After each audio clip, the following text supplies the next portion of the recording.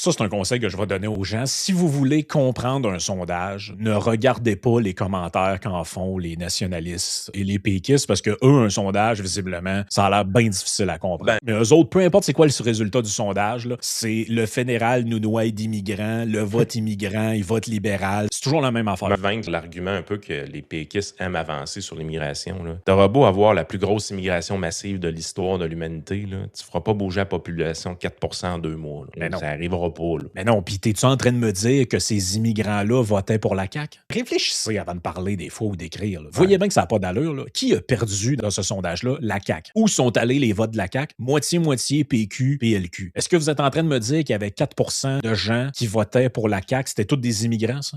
Voyons, pensez à vos affaires avant d'écrire, asti, là. Puis il y a des marges d'erreur aussi dans un sondage. Ben 3% oui, de chaque bord à peu près, la marge d'erreur. Là. Mais on revient à l'élément central. Money! Tout est ici. Là. Le short, il pouvait pas être plus on target que ça. Là. C'est quoi qui s'est passé récemment quand on regarde le sondage? Je reviens à l'autre sondage d'il y a 1 an. Hey, ils sont 3e, les libéraux. Qu'est-ce qui s'est passé entre les deux? Les femmes ont starté à battre d'homophones.